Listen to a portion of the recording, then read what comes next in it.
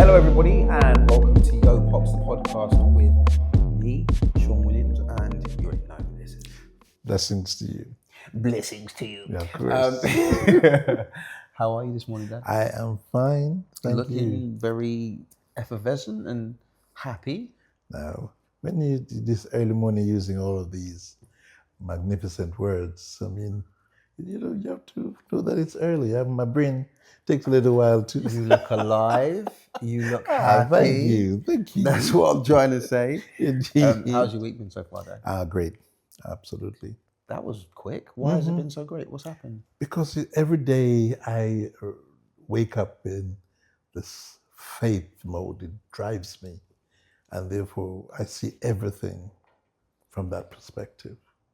Okay. Are you going to open that up a little bit? Yeah, through the eyes of faith, all things are possible. I agree. And for a person that may not lean into how we think or what we believe, open it up a little bit. So you just said through the eyes of faith, all things are possible. Indeed. So are you saying that faith is a perspective?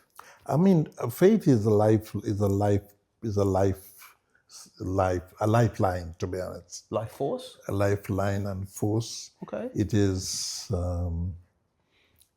is creation. And therefore, when you possess creativity, then nothing is a challenge. I agree with that.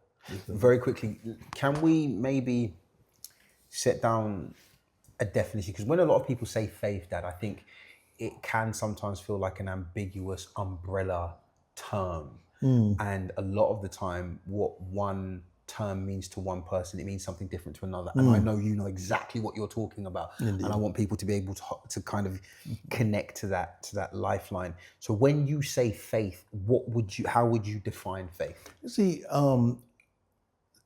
faith is really the power to create.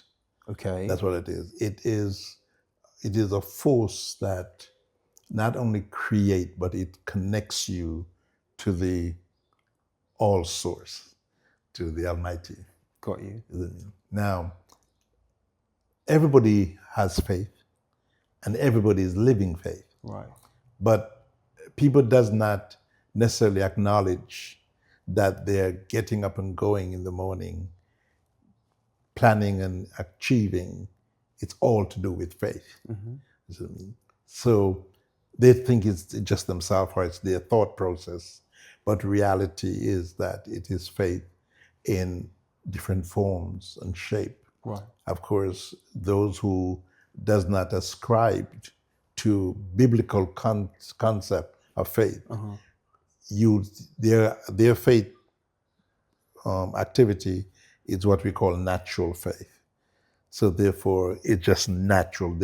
You grow up with it. God give every one of us the measure of faith. Okay, so in terms of like what you've just said is amazing. How would you define it? If you could go, faith is bang, bang, bang, bang, bang. Yeah. The best way to describe it is to understand the formula of faith.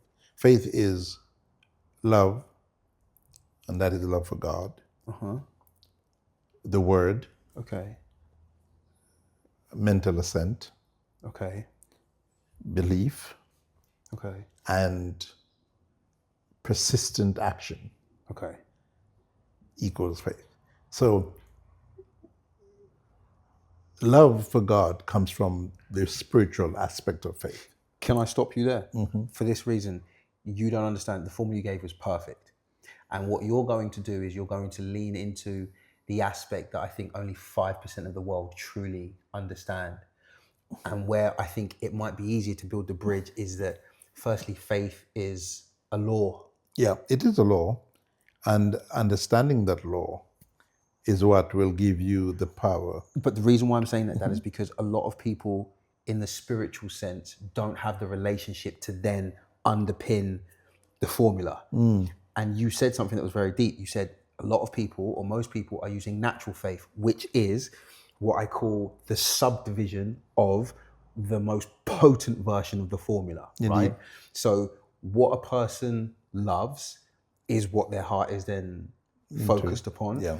And then you said that it's then the word. That's right. So then you will then go and ascribe or subscribe to, for a lot of people in this day and age, Dad, it's influencers or Warren Buffett or the next most powerful Absolutely. person. Yeah. And then you said after the word, they then need, Mental assent. so then your mind has to then be latched onto it, Yes. which most people do, because then they get online Of course they do. and they'll sit there and be like, oh, I'm going to this person's seminar, or I'm going to sit here and I'm going to consume 20 hours of their podcast or their book, because you're listening to their doctrine of how they got to where they got to. And then after you hear the word, you said it's persistent action. It's belief. Belief. Yeah. So you have to believe what you're hearing. That's right. To then convict yourself enough to go and do the thing. To go and perpetually. So that means then that person will then take that advice that this person or that person said, and they work it. And they work it in season, out of season. Yeah. And that is the basis of faith. That is what faith is, really. That faith is your love for something added to by the word, then your mental assent to it, then your belief to then convict you to act. So the word can be either social word, political word, educational word, or the word of God. But that's why I wanted to just break it open and go, right, you really laid the foundation by going, there are versions of faith, Sean. Which is why I said that the reason why I said it was a law was because that there are wicked people. It is a law. 100%. There are wicked people that will sow seeds and reap harvests. Of course. There are righteous people that will sow seeds and reap harvests. So when it's a law, anybody can access it. Which is why I was just like, okay, Dad, how do we break this apart? Because with our platform, we have those that are believers, as we believe. Yeah, of course. And we also have those that are natural and just like the dynamic of what it is, right? And so you said then that your faith is kind of having you in this kind of open space to create. Yes. And so everything that happens or every challenge that comes, you see it as an opportunity to create. See? So some people see challenges as a problem. Some people see challenge as an opportunity. Yeah. So in my case, I see it as an opportunity. I think you've always been kind of that way inclined, to be honest. I've very rarely seen you panic. You never seen me panic. That's why it's real, I suppose. You see? You see, it is. Honestly. Indeed. Almost like a bit like an eclipse. You don't see it that often. And when it comes, get your nice glasses out and your binoculars and yes. for posterity's sake. Of course. I've got quite a strong subject matter for us to talk to today. Sure. And I saw you lean forward and I was like, you might want to lean back. Okay. Get comfortable. How do I put this? Dad, I've never seen the world or society as divided, as divisive, and as deceitful as it is now. In our continent here, Russia are fighting, Ukraine and the rest of Europe, backed by other superpowers that at the moment are still in the wings waiting to reveal themselves. The conflict in the Middle East has been bubbling. We saw what happened between Israel and those in Gaza. And we've now seen that develop into Iran being introduced. And with Iran being introduced, seeing America coming in. I had seen on the news in the last couple of days that the president of China had recalled all his citizens from Israel and was just like, I think you should all come home. Recalled their ambassador. And so on the world stage, you are seeing superpowers get into positions so that depending on whatever it is that they've decided they do or don't want to do, everybody's in that space. And I think for anybody that has their eyes open, it is probably the most uncertain time that, especially my generation, that we've lived through. And don't forget, we lived through a lockdown where the governments of the world decided to shut the world down. Yes. And I'm guessing if you could give the vast majority of people the choice, they'd be like, would you rather be living in this open society now? Do you think we should shut everything down for that? Yeah, let's shut everybody down and send everybody home again. So the first thing I wanted to ask you, Dad, was, why is this conflict happening between Israel and Iran? What do you believe to be the root and stem of what's happening? Okay, I think it... And that's a super loaded question. Of course, super loaded, so I'm sorry on that level, Dad. No, that's fine. I wasn't really sorry, No, I was just trying to be nice. Yes, you're looking at a geopolitical situation that is happening in that part of the world. It's happening everywhere, but as our focus is on there, we're going to focus on that. Now, you have two countries with their supporters in different corners, Israel and Iran. Of course, as many are aware, that up until 1948, Israel was not a nation, scattered everywhere. And then they became a nation, 1948. Of course, the powers that be then went into Palestine and take some land. This rejiggeration. Precisely, and... Some might call it feng shui of the geo.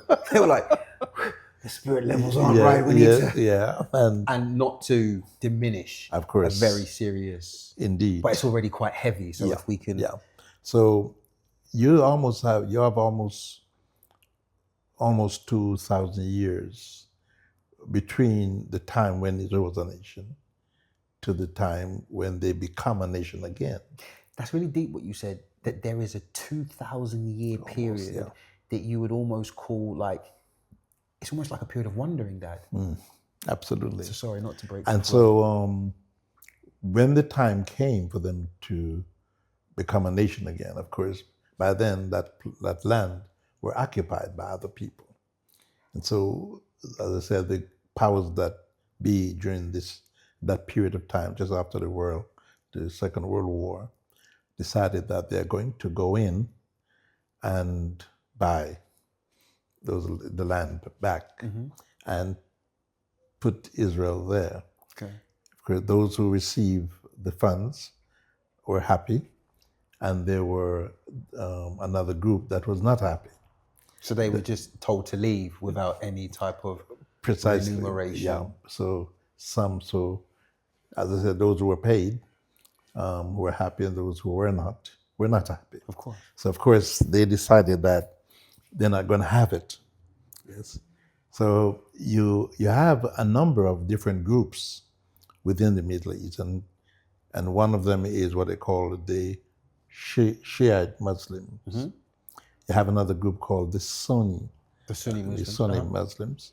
You got the Arabs, and of course you have Israel, that they refer to as the Zionists. Now, when they came, Israel were backed by people like England, America. So they were backed by the superpowers. And the economical superpowers. Precisely, of that time. Yeah. And it continued. The other opposition was Iran, which is the Shiite, and the Shiite and the Muslim and the Sunni don't quite hit it off together. Well, you know that, if I'm not mistaken, that the Shia Muslims, that I believe that then comes under Shia law, which I think is a more what I call potent and harder line version Indeed. of... Yeah. So that is driven by the various ideology, you know what I mean? And those from Iran would determine that they're going to eliminate Israel. They're going to wipe Israel out, take them off the map if they can, and restore things back How they to where believe they felt it should be. And of course, Israel decided that it's not going to happen. And those that back Israel decided it's not going to happen. So, because Israel is backed by the superpowers, you cannot just run up in Israel's face and decide And you're to be going talk crazy. Yeah. You're not because gonna talk to them type of way. they've got backing, you know.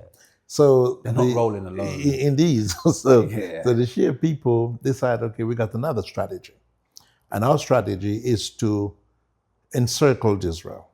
So basically, we're going to surround you. We're going to surround you, and we are going to terrorize you, and with various little proxy wars and skirmishes, until eventually we will create something that can take you off completely. So then it's almost like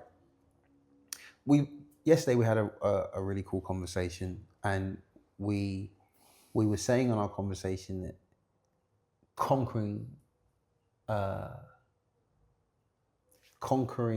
a place isn't the same as possessing a place. Yeah.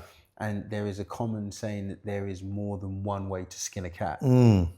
So some people that would come in with big battering, like, we're going to smash the walls and the gates, and others sit there and go, no, we're going to surround you, and we're going to make sure nothing comes in, and nothing goes precisely out. Now, Israel is smart. Yes, they are. Very intelligent people, and they then decided, okay, we're going to stop you being successful with your militias and other people like that. So they embarked on such thing as espionage and all kind of cyber activities, which, you know, when it comes to that kind of technology, Israel is second to none. Got you. You know what I mean? So they frustrate the process which in this case the Shia were using to try to surround them. Right. And from time to time, you'll have these skirmishes. Yeah. Now, before Alam, the leader of Iran, came to power, I think it was in 1979. Israel and the Shah. That was right about the Iranian Revolution. That's correct. Got you. So the Shah, who was then governing Iran, were very close to Israel. Huh. Yes, they were very, very close. And Israel was enjoying that kind of fellowship because, as I said, they were very close to the Sunni people. Now, so Israel and this Sunni, the Arab, of course, were close. So Iran decided that when the Ayatollah decided that we're going to stop this. So he brought in, the revolutionary ideology. Which is a more hard-line version, which means that there is not going to be any fellowship. There's not even going to be... We're going to take you out. That is the core of the policies where Israel is concerned. Dad, can I ask you a question? Even from what you've just said, I can understand how a lot of people... Right. There's been often a time when I watch you when you put your hands-free in your holdall bag. And when you put your hands-free in your holdall bag, you put it in and there's no knots. It's not twisted. It's gone in as a straight piece of wire in your bag. Between 60 seconds and up to 3 minutes, I can see you carry that bag from the office to your car. You decide after getting in the car that you need it, pulling it out and seeing it twisted in so many knots. Yeah. And in my own head, I'm sitting there going, you don't have a creature in your bag. There is no way what was in your bag could have compromised that wire to that degree. Yeah. So Dad, in my head, I'm like, what on earth is happening in the darkness of your bag? that is causing something that you had very straight Yeah. to now become knotted. Dad, I almost feel that the visuality of this conflict since what I would call 1979 up until now is the knots that everybody is kind of obsessed with, right? Indeed. But the question I want to ask, Dad, is this didn't start in 1979. How do we then identify the first inception of this conflict, and what did that look like, and how has that brought us to the point where we are now? Yeah. You then have to move into a more religious. I ain't got no problem with that. the religious ideology. Okay. Here are people who believe in serving different deities. Right, stop. Story time. Because give it to me, Dad. Because I can tell you're here, and I can see your brain going, wait, Dad, I need to navigate this. Now we're into story time, and we're into the space where, Dad, it's food and drink. It's food and drink for you. I'm being serious. Dad, listen, when I start asking you to give me the biblical and spiritual context, I know you're there. So I'm like, Dad, open the whole story. Because to me, this is a story of one father and two sons. Indeed. So, Dad, when I look at the root of this, I'm sitting down and I'm going, this is a family feud. Yeah, it is. And any time I've looked at a family feud, Dad, if me and my brothers are fighting and you don't share our DNA, don't get involved. Because if you do, chances are we'll stop. Yeah. You will become the center of our focus, and it's a different situation. Now, there's a lot of people that are sitting there going, a family feud? What on earth is he talking about? So that's why I'm like, Dad, open it up for us. Yeah. I mean, Abraham, Oh, who is the father of all these nations. stop right there. So we can look at Israel and we can look at Palestine and Iran and that whole region. Yeah. And we can sit and we can trace both of those nations to one man. One man, yes. So tell me about this guy, Abraham. Then. Yes, so he came out of Iran. It's here. Whoa, Dad, you're giving, this is a scoop, people. This is a scoop, I'm being serious. That's where he came from. So Abraham comes out of Iran. Yes. It was called of Chaldees. Earl of the Chaldees, yes. Paid, so. I do my reading. Yeah, yes. So this is where God told him to leave where he was and to go to a place that he was going to direct him to, which was now Palestine, or Canaan. See. Wait, now, stop. Just, Dad, because you know this story, right? So you're just hitting through. You're taking people through new lands. Indeed. Yeah, and they are seeing trees they've never seen before and creatures they're like. So Abraham, who is the father of both nations, right? God speaks to him. Yeah. Because if I'm not mistaken, Abraham's father was very wealthy and Abraham had siblings. But for whatever the Almighty was thinking in his mind, he had chosen this man to come out of that region, and then he pulls him out. And then what happens, Dad? So he tell him that he was going to send him to a land called Canaan.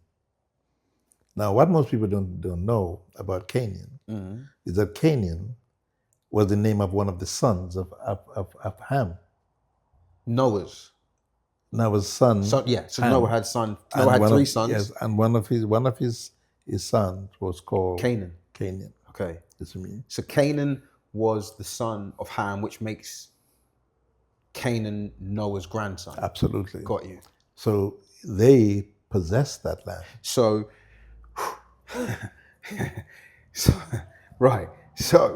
Noah's grandson is called Canaan. Canaan and his people then go and possess a land. Years later, God speaks to Abraham and says, listen, I'm going to give you a place that comes from another guy I had a covenant with. A covenant's just a promise. And so now God is promising Abraham basically the inheritance of Yes, Canaan, an which is this inheritance, land. Perfect. Yeah. So that is how it really began. Now, of course, Abraham and all of the occupants of Canaan live peaceably. And So Abraham goes there, and then I don't want to say takes over, or is that the right word to say? He takes over. well, I mean, it could Or have, he settled. He settled. I Okay. think that is a better word. He settled by whatever means he used for the settlement, but he did, and that became this place of love by God. You see what I mean? And his children, Abraham's children, grandchildren, right down through to the likes of David and others, now build and see that place as their home, and not just home, but eternally. Yeah. Of course, this is where the problem arises when Israel scattered, and I mean, because they did not follow the laws of God as they should. So he scattered them all over the world. However, it was still in his promise, divine plan, as well as every other means that they would return to Canaan, or Palestine as they call it now, and regathered there, leading up to his return, because Whose return? Jesus' return. Okay. Yes. So that what's going on there has deep significance. Right. I mean, Can I ask you a question? Because obviously, to jump from Abraham to Jesus, we're talking about a millennia and a bit further. 2 years rather than 2. So, what I want to ask is how a man leaves his house, inhabits a new space, gets on with those that were already there, takes over that space, has children, and the legacy of his children is war. Well, Which is why I said, okay, I need you to fill in some gaps, because you went from Noah, jumped to Abraham, kind of touched on Abraham, and jumped all the way kind of into. because the people that are there always see Abraham and his descendant as, let's use the word, invaders. Okay. They see them, that's how they see them. So they feel that they have no rights to be there. Okay. You know what I mean? Now, remember that it was God who gave them that place to settle. Yeah. And those who accepted them find themselves blessed. Those who don't, you find themselves fighting against God. Now, coming back to this war that's going on. Now, the people of, say, Iran and others, they are not serving the same God as the Israelite does. No. You see what I mean? So that is where the ideology spills out into open hostility. Right. You know what I mean? So they feel that, look, we've got our culture, our gods, our ideology, and yet here is this group planted in the middle of us that is different, and therefore we got to get rid of them. And they both now face off. Now, Israel is astute, as I said before, in that they determined that it's not going to happen. Right. And they're going to use the leverage they have, both militarily, namely the superpowers, technology, using technology, to make the workings of, say, Iran impossible. Iran decided, okay, then we're going to use our strategy, and that is to build little groups like what's happening in Gaza, what's happening in Lebanon, what's happening in with the Houthis. So you got all of these groups. So Iran don't have to get his hand at it, so to speak, dirty. Yeah. You see what I mean? So between Gaza, Lebanon, Syria, on the others in the surrounding location where the Houthis and others are. He was going to use those. Yeah. So they are the one who has been skirmishing Correct. with Israel ever since. So you imagine a nation living in constant fear Yeah. of, that one day they could be wiped out. Okay. Now, in their wisdom, they acquire weaponry of mass destruction. Right. Yes, now they have not affirmed, nor denied. No matter how much the world asks them, do you have it? Do you?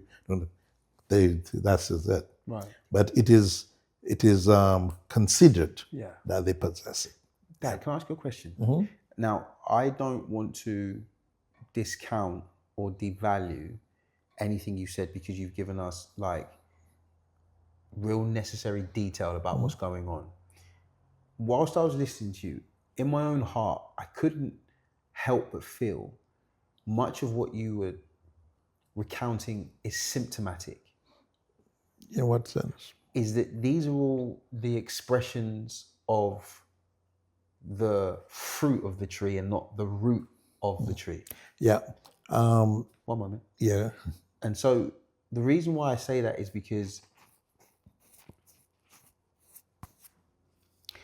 when two people either get to a place where they're and I'm talking about emotionally, they're in a cold war and they refuse to talk to each other, or that conflict has now got to a place where the evil intent is done under the cover of darkness, right?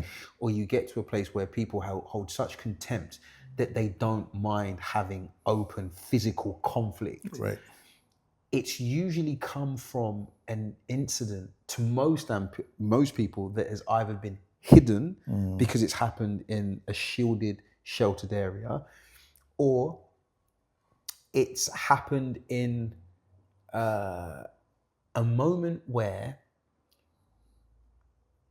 neither party, one party, or both parties are aware that something is being done that is almost purposely being perceived as either a slight or an action that is based to kind of put someone on the back foot or to take them out of the picture.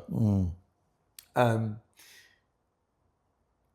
that's why I'm, whilst obviously 100% everything that you're saying, I hear it, it makes sense, I understand it, but I'm looking at it, I'm like, this can't be how it starts, right? Because if that was the case, you don't get to a place where there is peace. So it's Abraham, in that first initial basis, you come, you find a space, and then you find a way to talk to these people about an entity and a deity they know nothing of. Right.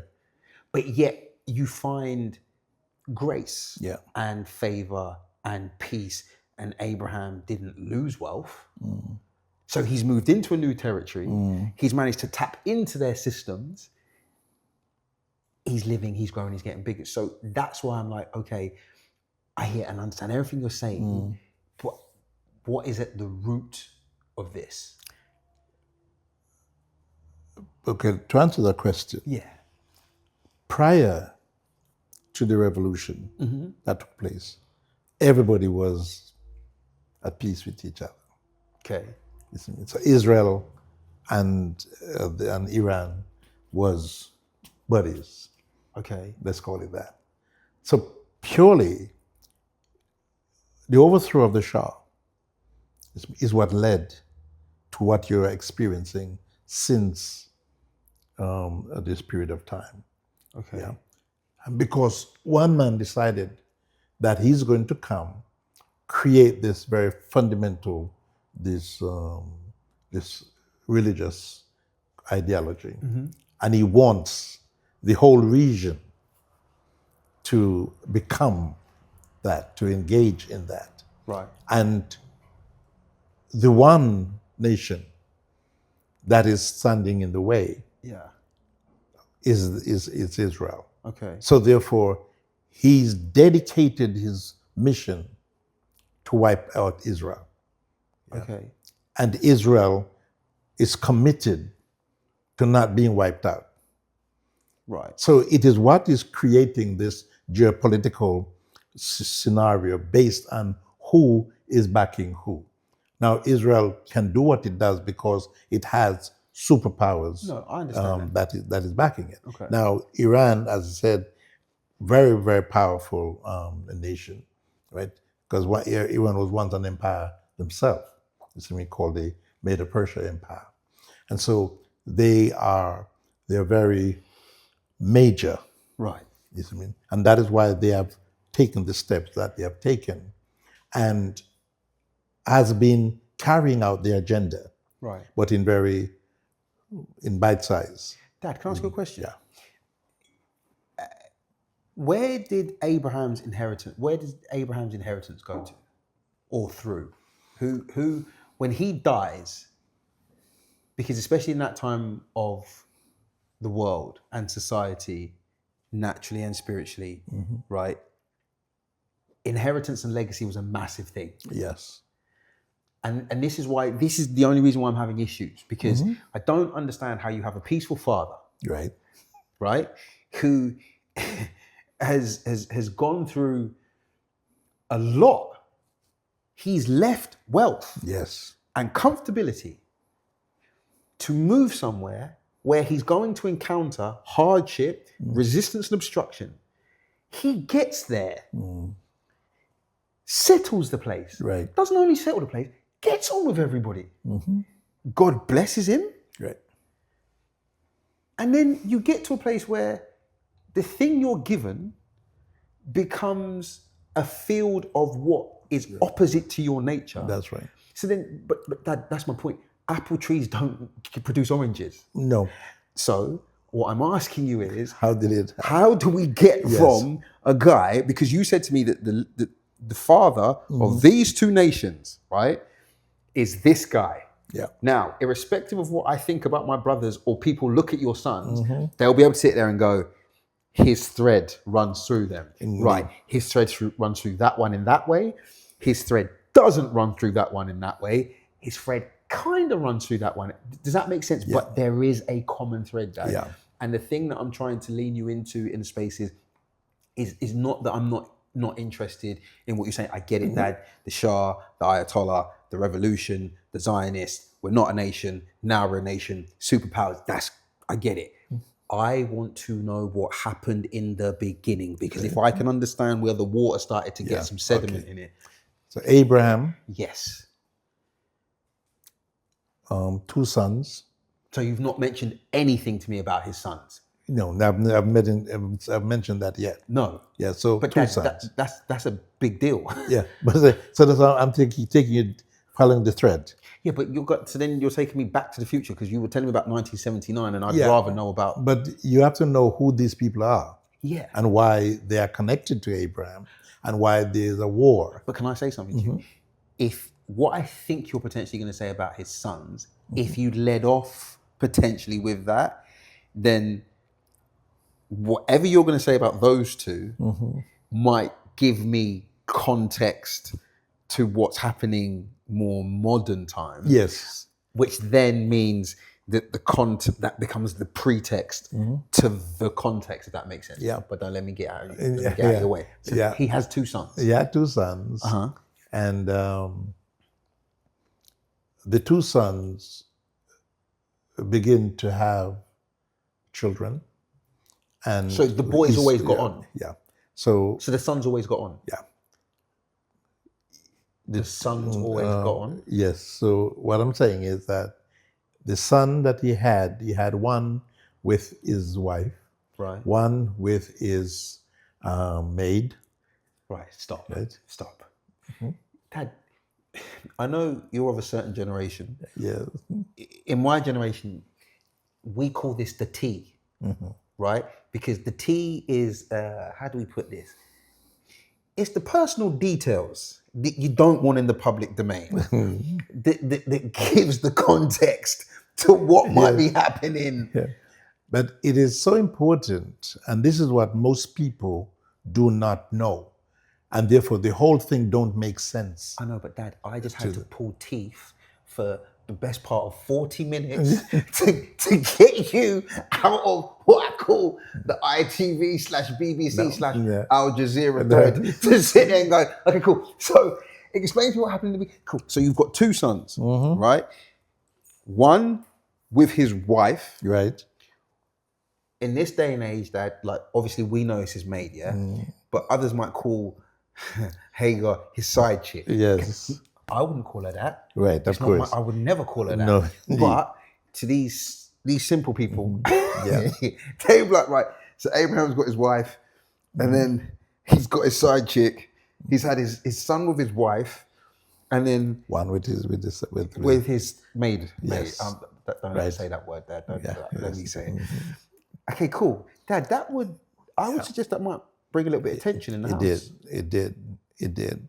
And it is what led off to different nations evolving in that locality. Okay, so now, Dad, quickly, let me explain something. Dad, if I am your oldest child from your mate, chances are I'm going to feel like I should maybe be entitled to some stuff. Yes. If you then come to me and go, so, yeah, you are my oldest, but you're not who my stuff's going to go through. Dad, with all the Jesus in my heart, I might be slightly agitated. Indeed. Right, and especially in that time, the legacy or the blessing of inheritance Indeed. was a massive thing. Massive thing it was. And so you've got the child that he's had with his maid, and now you're saying because of how that was, the nations we now see to be the Middle Eastern nation, the Arab nations, if you will. Yeah, correct. And here's the crazy thing.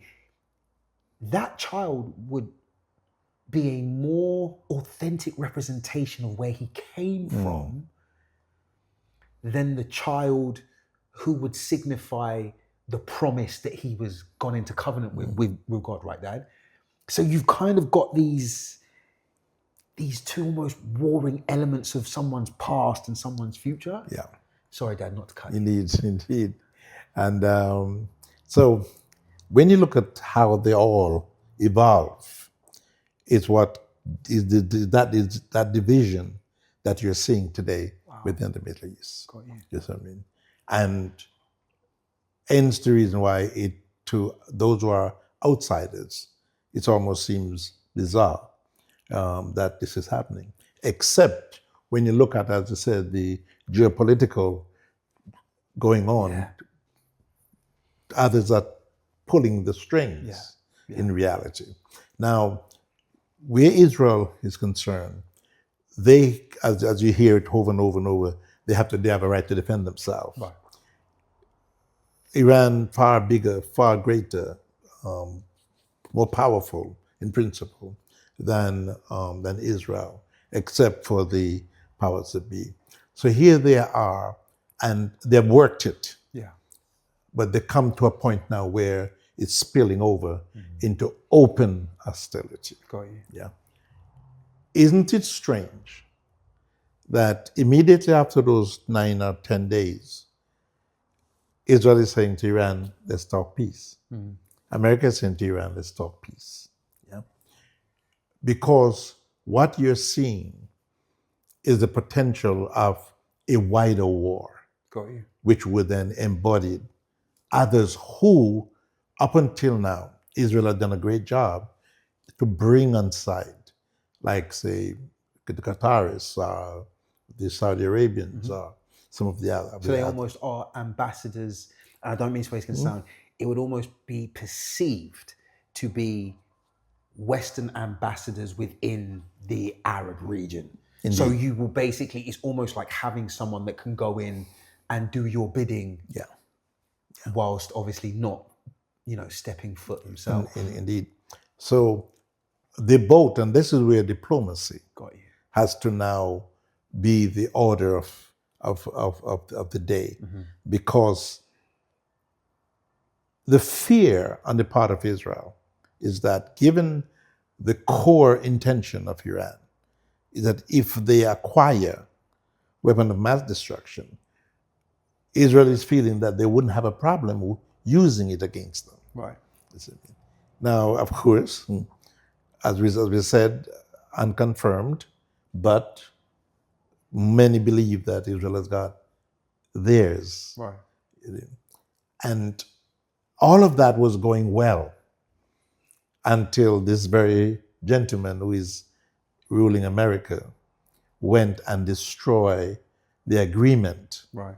that Iran had with America To be able to I develop think they their call stuff. it the Joint Comprehensive Plan of something like that. But what it meant was that they were going to work together. Yeah. The inspectors from the nuclear Regulatory authorities exactly would constantly come in, monitor, check how things are. Of course, until, as I said, our friend in America decided that in his first session as president, went and ripped it up. You get what I mean? So Iran is saying, okay, I'm suffering because of sanction. I've agreed that I'm going to work along with everybody, including Israel, on this thing. And now you just walked in, decided, okay, I'm going to tear it up. So they feel we have no alternative Yeah. than to resume our development, because again we are at a disadvantage in that you backing Israel. Israel has got its own stuff. What do we have? You see? And they were close Okay. to achieving their objective. So the folks that govern Israel decided that, you know what, we're not going to allow it to happen. Because it's not just merely about the weapon of mass destruction, it's the whole political influence. Right. That Iran had over a vast amount of people. Furthermore, if he's allowed to develop that, the fear of all the other Arab nations would be untenable. Dad, let me ask you a question.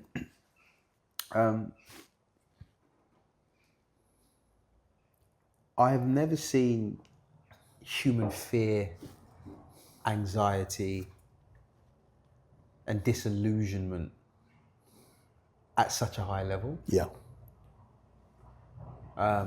Those who have their eyes open would rather be anywhere other than Earth. Yeah. And those who have their eyes closed have them closed because they are praying that they are going to wake up from this nightmare and they're going to go back to a world that they think they remember and know. So very succinctly and very from my end, Dad, what should people do? What are they supposed to do? What are they supposed to think? I think, as you already said, people are experiencing this overwhelming fear. Yeah. However, fear can be combated by information, because lack of information create a fear. And where people become fearful, anxiety is not far behind. No, it's not. So if you can then source information from the right place, have discussion, and encourage an atmosphere of calm and understanding, so that's why people need to support such thing as diplomacy. Yeah. Having sensible debate. Yeah. And not just give in to sensationalism. Yeah. That oftentimes some people stride on. It is important that one need to have the right information. And once you do that, I believe that it would alleviate some of the fear that people are experiencing. But it's going to take that effort on the part of not only people generally, but the individuals who are placed in that position to bring this about. Dad, firstly, I can't thank you enough for just being so open, lending your wisdom, and giving me clarity as well, because you filled in a lot of blank spaces for me. Before we finish this session, I want to ask you one more question. Sure. If you could sit down with the leaders of Israel, America, and Iran, and you could sit them down for 3 minutes, and you'd have their undivided attention and complete devoted silence, what would you say to them? I think I would say to them to take out their personal agenda out of the equation and pursue peaceful resolution from diplomatic as well as other means. Why? Because decisions that they are taking is impacting the lives of millions. And therefore, what can ever justify putting millions of people's lives at risk? And so you would want to appeal to their better nature, if you can find any, to say, consider humanity and work towards a peaceful, sustainable present and future, rather than just allowing certain ideology to be the driving force and personal agenda. Dad, you for president. Of the Bible Way Church. The church can only go as big as the destination of the address, Dad. Maybe your calling is for something that's bigger than a building. Guys, thank you so much for taking the time. He's a wonder when he's not being annoying. And this morning he was a wonder. We hope that today's episode caused you to think. It filled in some gaps. Also, don't forget my dad's personal social media platform URL, at Bishop L.A. Williams. Mine is Sean Williams World. Don't forget to follow, like, subscribe, and share. Instagram, TikTok, YouTube, Facebook, Spotify, Amazon. We're on all of those wonderful spaces. And Patreon link should be there. Feel free to support, donate, and do what you want to support in any way that you see fit. Guys, have a great rest of your week, and we will see you next time. From me, goodbye, and from my father, stay blessed. Bye, guys.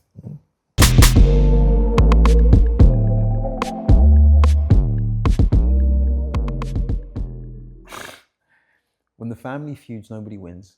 At the foundation of every conflict is a desire for these three things: the desire to be seen, the desire to be heard, and the desire to be loved. Love is the greatest power we have in the universe. It's the only thing that has the power to make, break, transcend where we are, and transport us to where we need to be. Humility is the predicator of all successful and authentic conversation. It is my ability to understand that even though I don't agree with you, what you have to say is just as important as what I feel. Peace, our ability to have self-control in moments where our emotional palette is not aligned, and at times we want to express ourselves in ways that will not lead us towards resolution or solution, but often will invest in our emotionality and how we feel about things.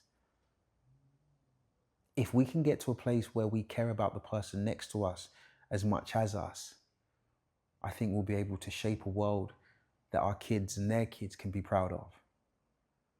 Remember, when the family feuds, no one wins. And I want to leave you with a saying that my grandma used to say: if you haven't got anything good to say, sometimes it's just best not to say anything at all. Take care of yourselves.